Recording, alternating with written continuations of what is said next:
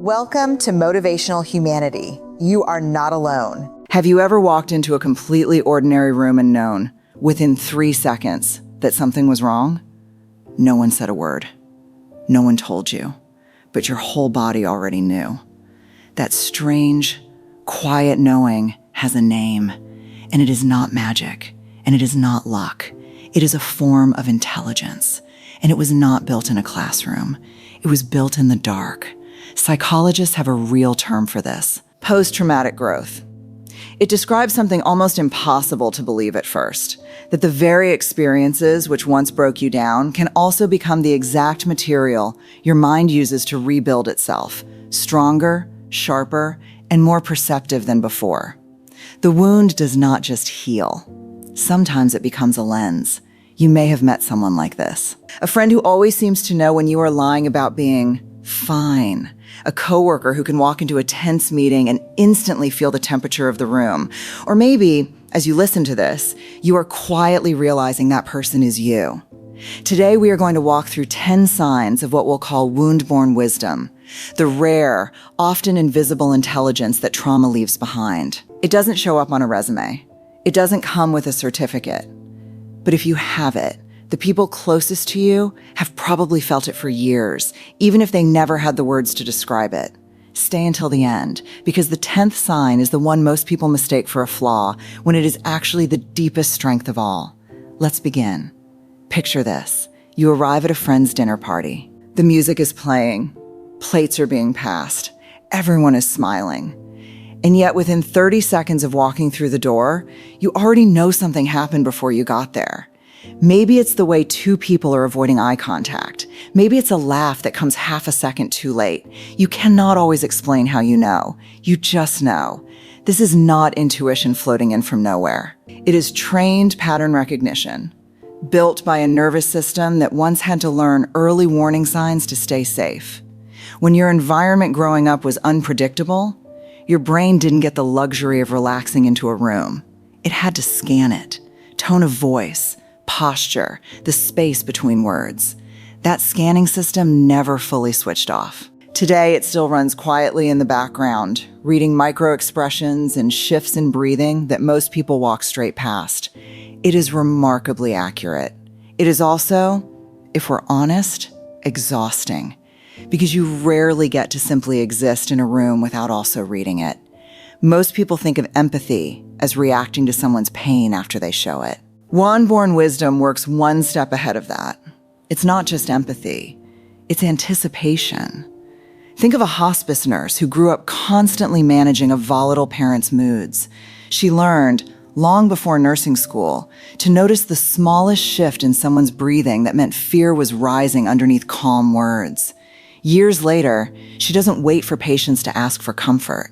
She notices the flicker in their eyes half a second before the tears come, and she is already there with a tissue, already adjusting the pillow, already lowering her voice. Her patients often say she seems to read minds. She isn't reading minds. She's reading a language she was forced to learn as a child and later turned into a gift. You may recognize this in yourself. You know when someone needs quiet, not advice. You notice when a friend says, "I'm okay," in the particular tone that actually means the opposite, the one with a half-second pause before it. You buy the coffee for the person who's clearly having the week from hell before they've even told you why. This isn't just a warm heart. It's an entire predictive system, built from pain, now working quietly in service of care, running calculations most people don't even know are happening. Here's a strange contradiction most people never expect. You would assume someone shaped by hard experiences would fall apart faster under pressure. Often, it's the reverse. Imagine a family road trip. The car suddenly stalls out on the highway shoulder during a storm. Kids are crying, your partner is panicking, and rain is hammering the windshield. And you go quiet. Not frozen, quiet. Your mind starts sorting, almost mechanically. Hazards on. Kids first. Phone next, call for help. One task, then the next. While everyone else is spiraling, you are already 3 steps into the solution. This is sometimes called stress inoculation, A nervous system that has already lived through larger storms doesn't panic as easily over smaller ones. You've rehearsed crisis so many times internally that your body defaults to function over fear. It's not that you don't feel the danger. It's that you've learned the hard way how to keep moving through it. That quality quietly makes you the person others instinctively turn to when things fall apart. When someone treats you unfairly, your first response usually isn't outrage. It's a question. Why did they do that? What's actually going on underneath? Say a coworker snaps at you over something small in a meeting. Instead of just being hurt, part of your mind starts working the puzzle. Is she overwhelmed at home? Did I catch her right after a difficult phone call? You're not making excuses for bad behavior. You're building a map of the person behind it, because somewhere along the way, you learn that people's worst moments are rarely only about you. This makes you unusually perceptive, almost like an amateur psychologist walking through daily life. You notice the pause before someone answers a question they didn't want asked. You notice the joke that's a little too loud, covering something quieter underneath, or the way someone's tone hardens the exact moment a certain subject comes up. This depth of insight often makes you more compassionate than most people around you, because you know that behind almost every sharp edge is an old, unhealed wound doing the talking. But it also means you rarely get to see anyone at just the surface level. You don't just meet the person standing in front of you. You meet the entire emotional history that shaped them, whether you asked for that view or not. Sometimes everything checks out. The words are right. The smile lands at the right moment. And still, something in you quietly refuses to relax. Picture meeting a potential new business partner. They say all the right things. Enthusiastic, complimentary, full of promises. On paper, it's a great opportunity. But something feels slightly off, like a photograph that's been ever so slightly edited. You can't point to the exact frame that's wrong. You just feel the mismatch. Months later, when the partnership falls apart over hidden motives you couldn't have named at the time, you're not surprised. Some part of you already knew. This isn't superstition. When you've lived somewhere that safety wasn't guaranteed, your brain builds a second layer of awareness, one that reads incongruence between words and energy, even when it can't articulate why. You've learned to trust that quiet's static, because too many times it turned out to be right. If your car breaks down, you don't wait around for rescue. You're already searching a repair tutorial on your phone.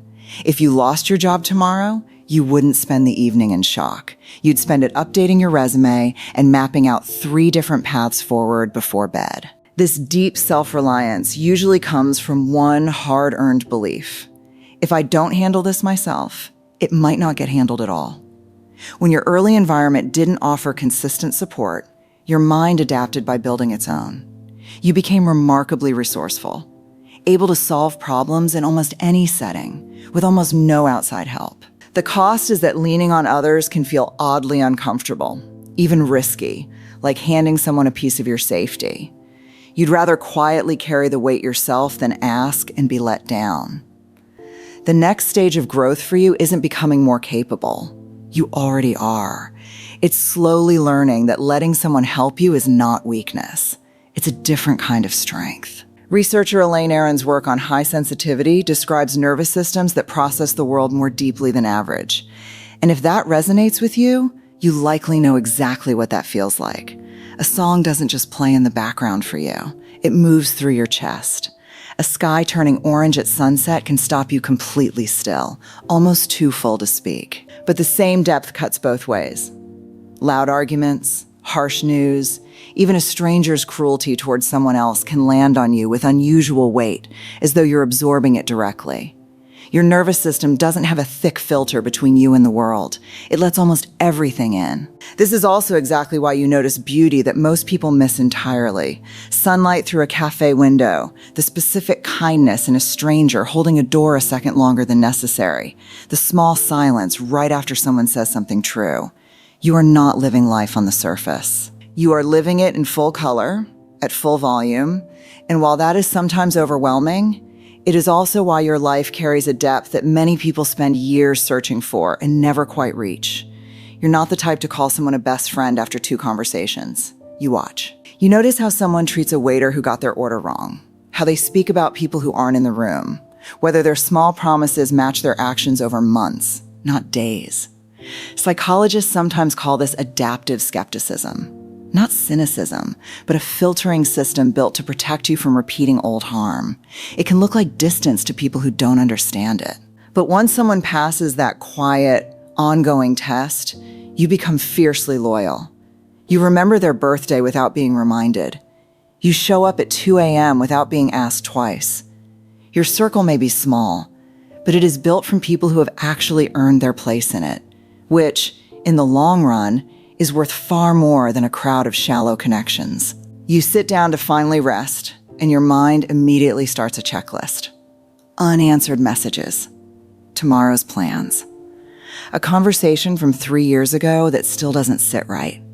Doing nothing can feel, oddly, more uncomfortable than staying busy. This often traces back to hypervigilance that never fully clocked out.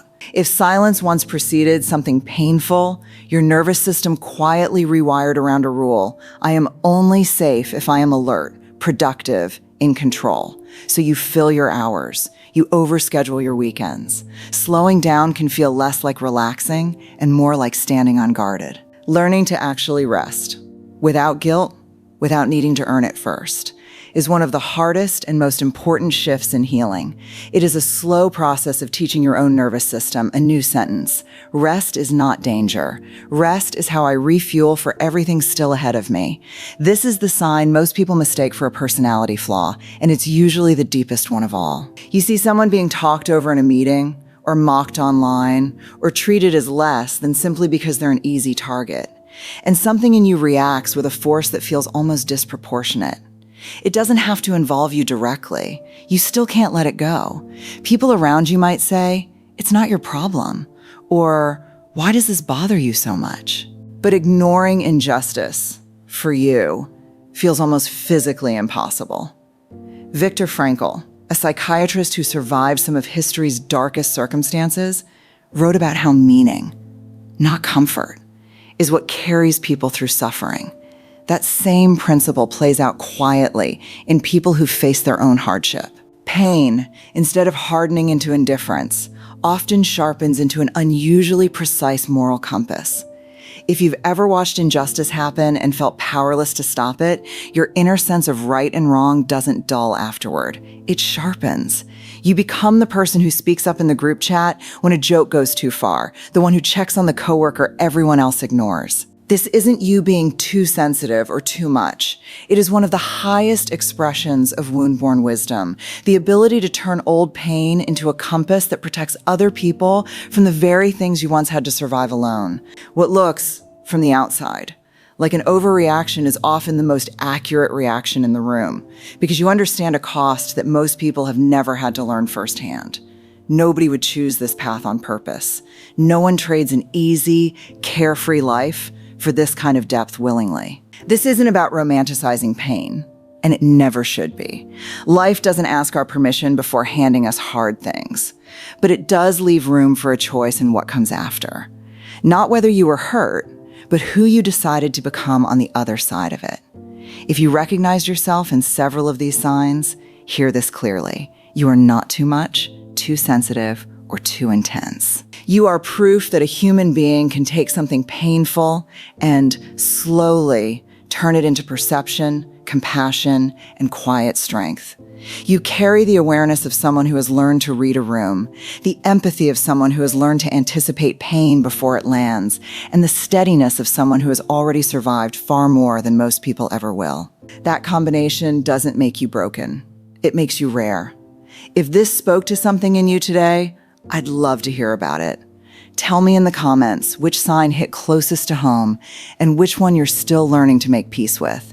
There is an entire quiet community of people out there who carry this same kind of wisdom, often without realizing anyone else understands it the way you do. You are not as alone in this as it sometimes feels. And if you want more honest conversations like this one, subscribe and turn on notifications so we can keep walking through this together. Be gentle with yourself today. You've carried more than most people ever see, and you're still here, still growing, still choosing meaning over bitterness. I am reclaiming my peace.